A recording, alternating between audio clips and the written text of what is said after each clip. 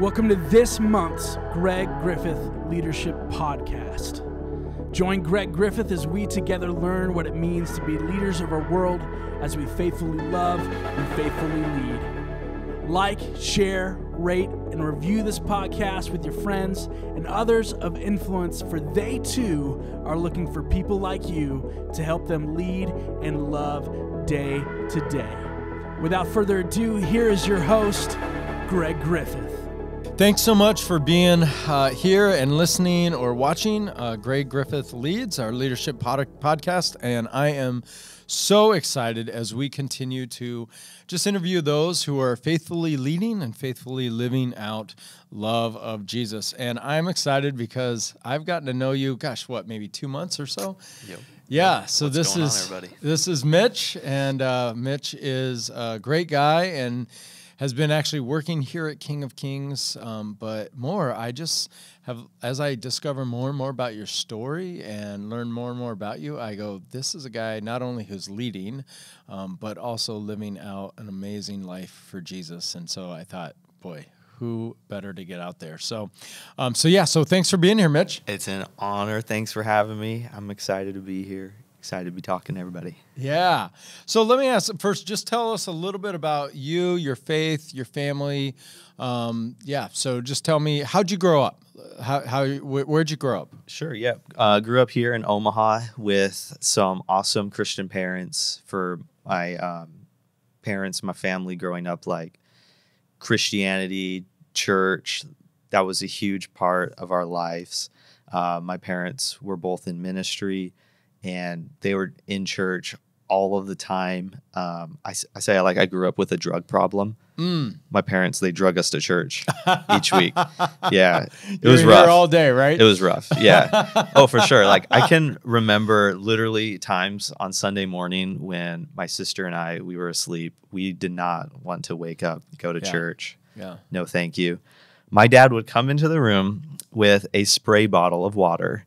He would spray us with water to wake us up, to tell us we're going to church. Like, that was my dad. And so, like, going to church, that was a huge priority in our house.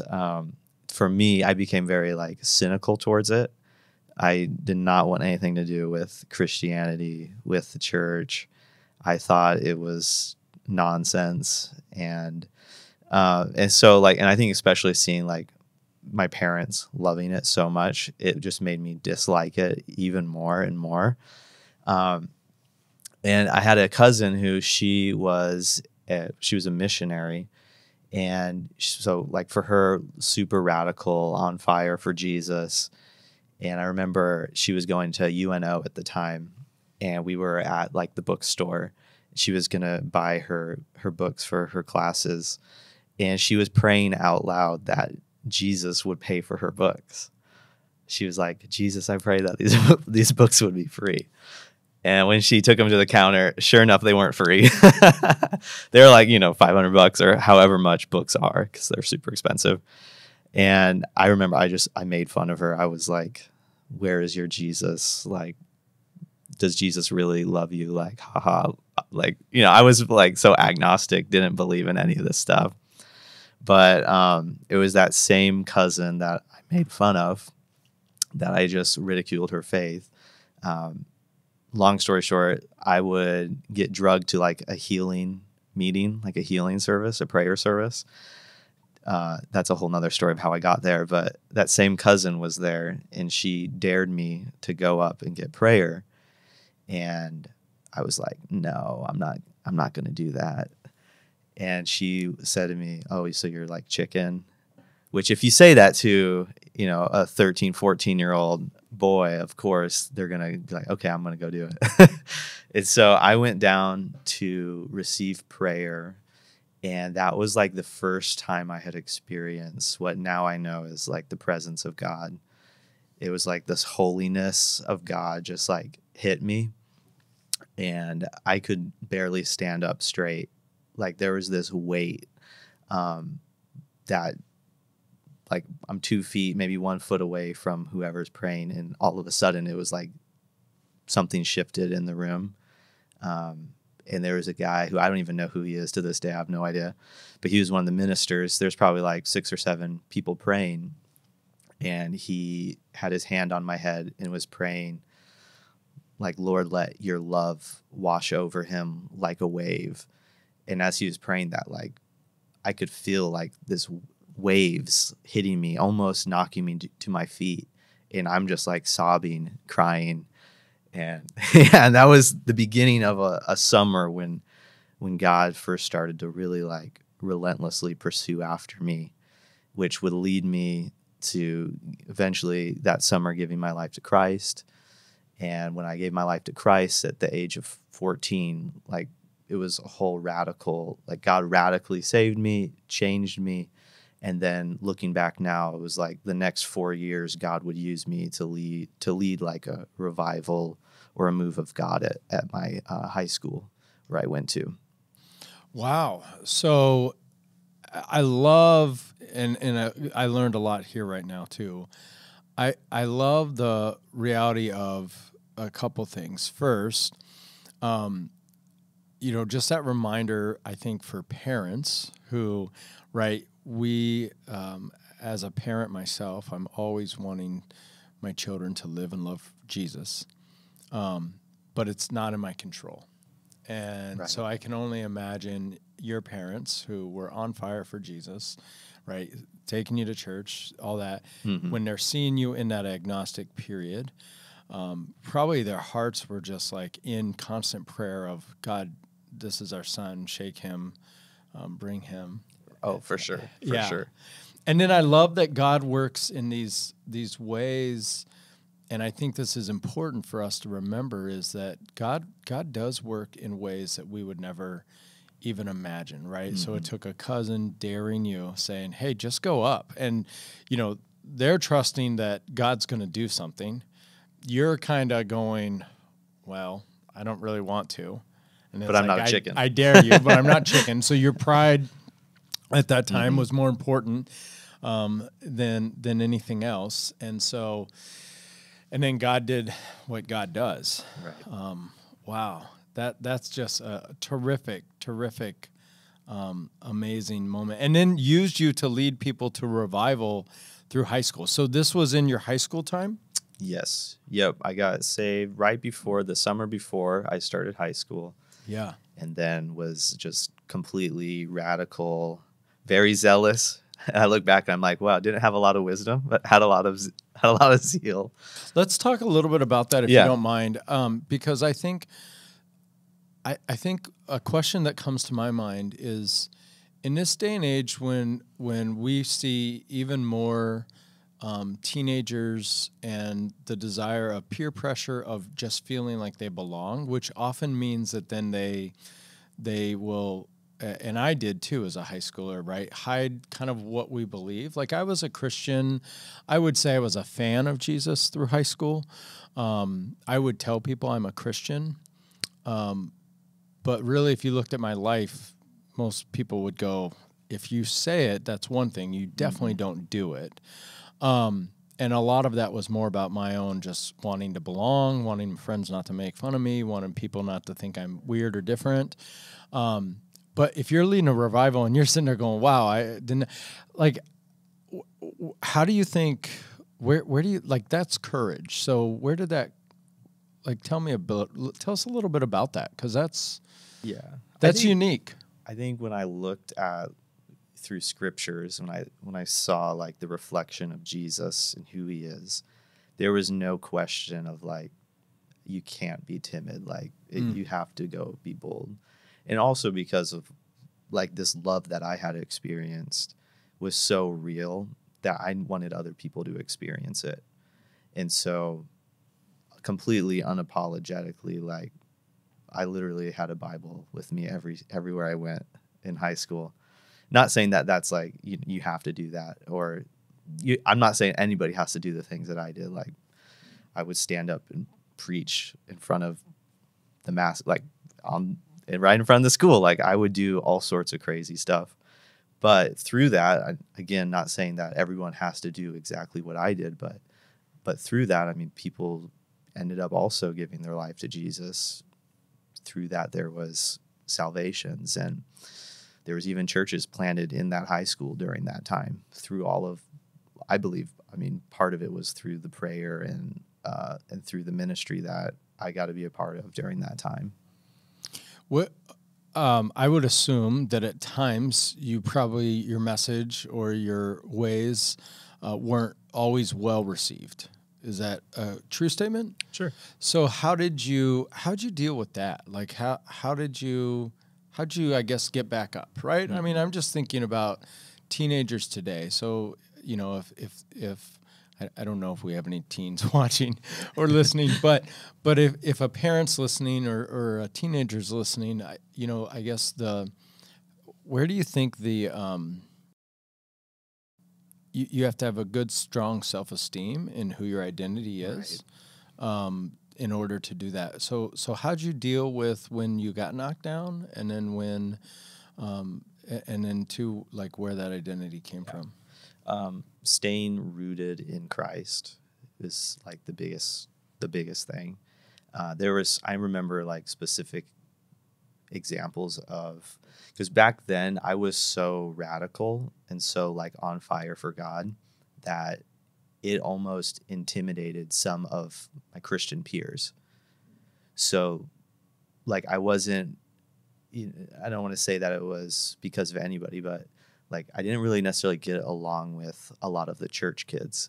They didn't really want to invite Mitch to their parties, right? Like Mitch was a little bit too much out there for Jesus. So, and that caused me to go through, or at least maybe that was part of a byproduct of some depression that I went through. But out of that, like I look back and go, the biggest thing that helped me overcome that was prayer. And we lived by Lake Zurinsky.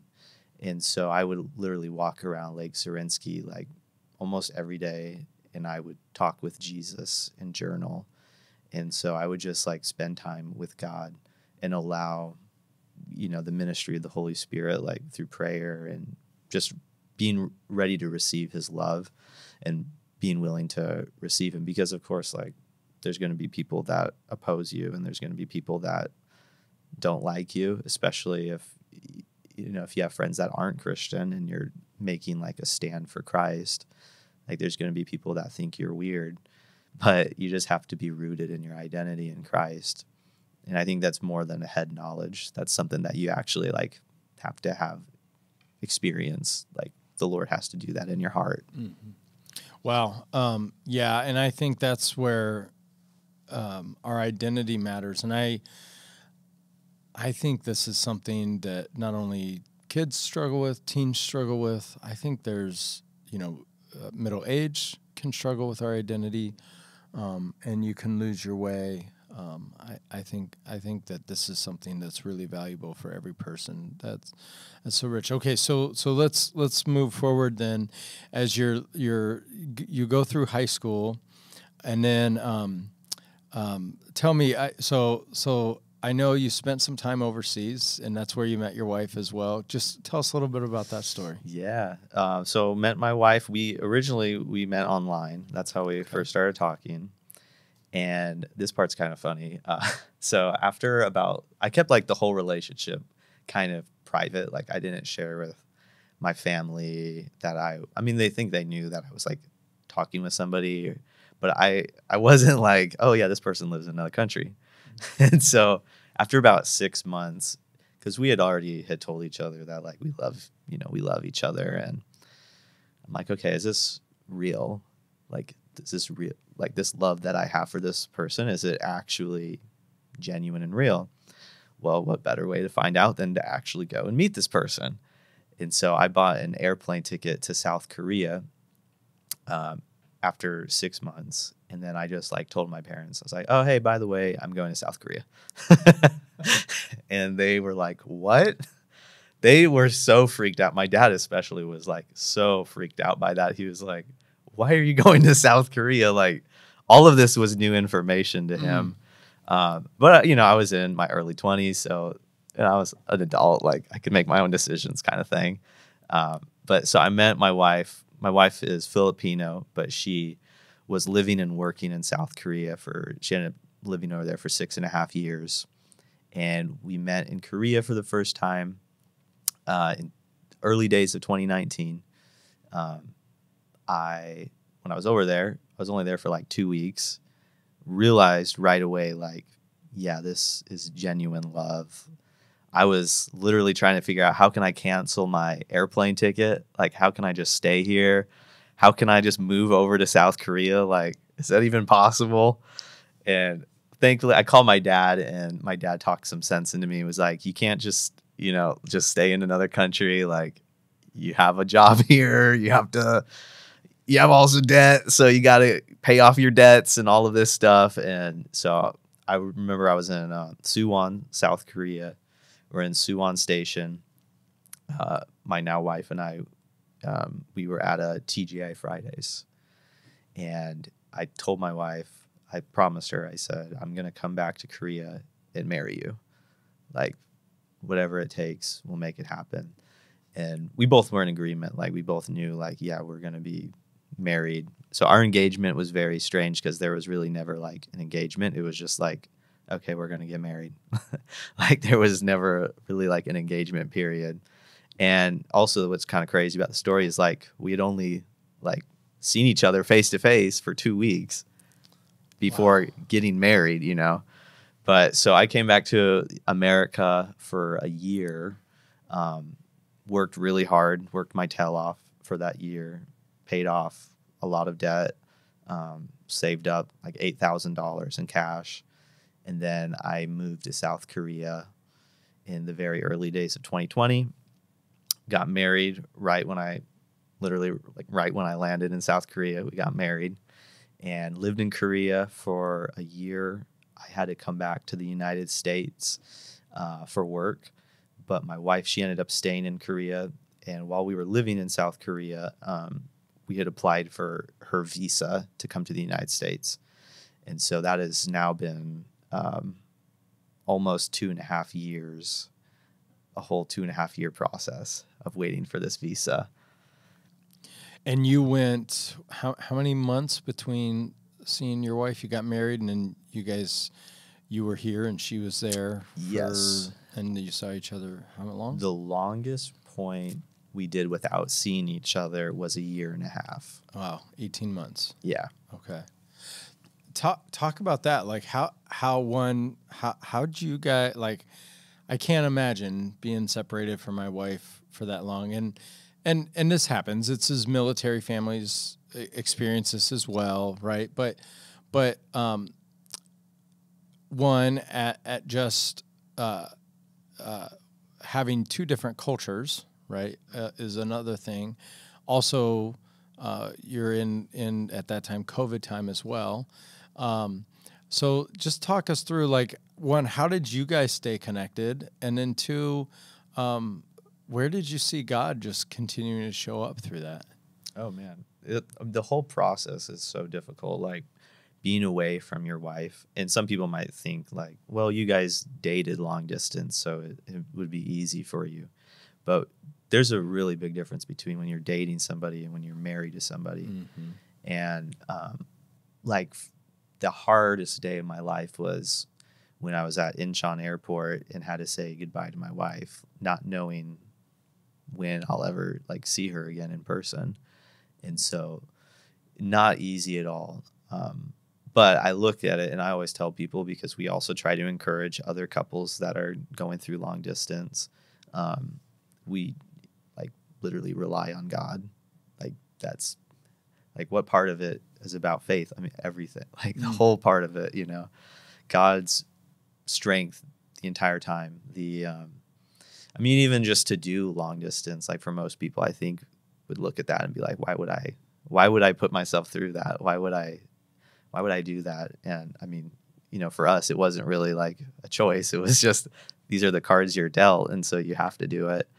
But like, looking at Jesus and his character and the sacrifice that he made for us ultimately is what motivates us. Like, I think this is a good, not just our example, but like long distance relationships in general is a good depiction of agape love, of that self-sacrificial, other-oriented love. And so you always have to put the needs of your spouse before yours. And especially in long distance. Like I tell people, everything is to the extreme in long distance. It's if you have like in a normal, healthy relationship, you need trust, loyalty, communication. All of that is to the extreme in long distance. Like whatever level of trust you have in a close proximity relationship, you need that times like 100 doing long distance. But of course, all of that is just a gift from God, right? Yeah. It's just a fruit of his love. Yeah. Wow. So, how do you guys kind of nurture your faith together through this time? Yeah. One of the good things that we've done is we use the YouVersion Bible app. And so we have committed to doing the 1-year Bible plan. And so we've been doing that. We're actually almost to the end. We're like on day 352 or something like that. So we do that together. And that's kind of like a spiritual practice, I guess you could look at it like that. Because we're reading literally the scriptures together each day. Praying together. That's a pretty big priority. I think making sure that we spend like at least a few minutes praying for each other. But then also just like video chatting. Thank goodness for video chatting because Yeah, that'd be a lot harder. yeah. Wow. Okay, so Mitch, you're in your what? Late 20s? Late 20s? Okay. My gosh, just faith-wise, like you're so far. And again, there's nothing about like in the scriptures like faith is, as you get older, you have more faith, or it's maturity of faith is really where the Holy Spirit just works. And some people in their teens are well advanced in their faith maturity, and some people in their 60s and 70s are at infancy in their faith maturity. But you are in this amazing maturity of faith, of trust and reliance on Jesus. And I think when I think about the church and how, as a collective, Big C church, the thought that a lot of people always have is say, we need young people or we need young adults who are living this out. You're kind of the prototype that they say this is what we need, people living that out and aspiring to. And so, one, I want to say thank you because I've always grown in my faith just by knowing you these past few months and seeing you. But two, I guess I would say if you were to talk to a church leader or someone else out there and say, hey, here's what's helped me as a young adult to really grow in my faith, what would you say?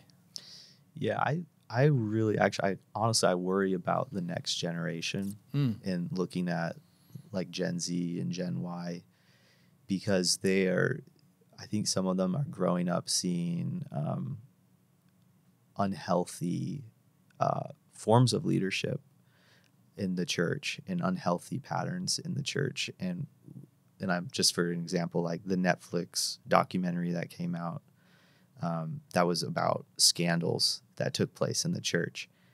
And I personally have like literally, I've been all across America. I've been a part of small churches. I've been a part of ministries that have reached hundreds of thousands of people. I've been a part of all of that. And I've seen scandal. But I want to be just like the generation that when they hear of another scandal, like their heart's broken by it. And not just like, oh, another one?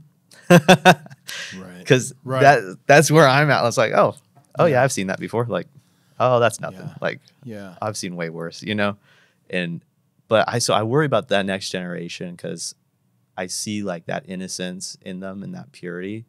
And I think we need, as the church, to protect that and steward that, and to get back to like your question of what can we do as the church to help to communicate that better to for young people, or how can we reach young people?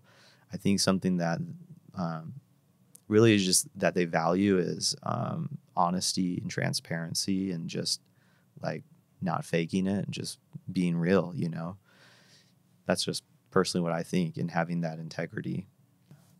And here's what I love, if someone's listening to this right now, that's not a young people thing. That's every person thing, right? And so I think sometimes we sit there, especially I would say I'm a middle-aged generation, right? And I think sometimes it can get so easy to look back and say, well, where is this group, and what's the magic pill that they're all going to sudden say, I'm here? And I wonder, hearing you say that, isn't it really just about us being human to all people? And the magic pill is really us doing what we know which works, which is loving the people around us and being real and authentic and honest with who we are and what God has done within us, and just opening up. That's really good. Let me ask this question. What would you say to knowing now where you're at, right, and who you are, and a little of the journey that God's got ahead of you? If you could look back at 10 years ago, Mitch, knowing everything you know now, what would you say to that teenage Mitch? Oh, yeah. 10 years ago, shoot. I would say invest in Bitcoin. No. Yeah. Sell it in 2020, though. Make sure. Yeah, right. Make sure you sell it at the height. Yeah. Probably Blockbuster's not a good one. Yeah. Right. No, but seriously, I think I would say, like, because I look at my life today and I go, wow, I would never have seen this. I would have never imagined, like, working in production in a church in 10 years. I would have never imagined being in a long distance relationship. I would have never imagined I would have had the great opportunity of living, like, overseas and all of those adventures. But I think what I would just tell my younger self would be trust in God. Don't worry, like, just let him handle the rest, and be patient, because God's timing is different than our timing. It's sometimes we wish it would be a little faster, but it's not. Yeah. But ultimately, like, he works all things to the good of those that love him and are called according to his plans and purposes. So yeah, just trust in God and be patient, and don't be afraid that some things might not look the way that you thought they would, because ultimately his way is better than ours, right? Yeah, that's good. What do you think you're going to tell yourself 10 years from now? Ooh, 10 years from now, what am I going to tell myself? I hope that my message is still the same 10 years from now. Yeah. It'll be nice. I mean, hopefully by then we have, like, a family and everything. Yeah. And so I'm sure I'll be learning more about what it's like to be a father, and so, yeah, for 10 years from now, but I hope ultimately the message is still the same. Yeah.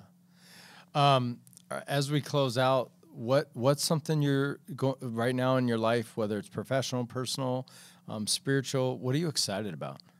Yeah, I'm excited. June, my wife will be here. Yeah. So that's exciting. So we can say finally it'll be 2.5 years of physical separation. So it'll be nice once that's. Has she ever been to America? She never has. No. So that's going to be pretty cool. And nothing like showing someone to America for the first time, Omaha. Oh, yeah. That's like the highlight for sure. It is truly a destination city. Yes. Oh, wow. Oh, that's going to be so fun. So June, she's coming. That is exciting. Yeah, we're excited about that. I'm excited what God's doing here at King of Kings. I really do feel like this is, I'm on staff here. And so I see, and I work behind scenes, so I'm more like, I'm not always like on the inside of our worship center, but I'm more backstage and stuff like that. But I really believe this is like the healthiest church that I've been a part of. And so that to me is super exciting. I'm excited at just what God's been doing here, and looking forward to what he has in store for the future, right? Yeah.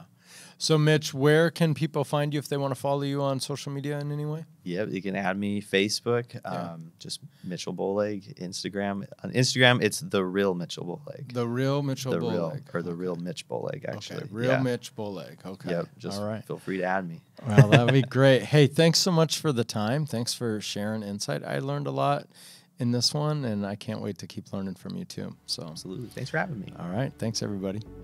Thank you for being a part of this month's Greg Griffith Leadership Podcast. Join Greg next month for leadership insights to faithfully love and faithfully lead. Now go be terrific today.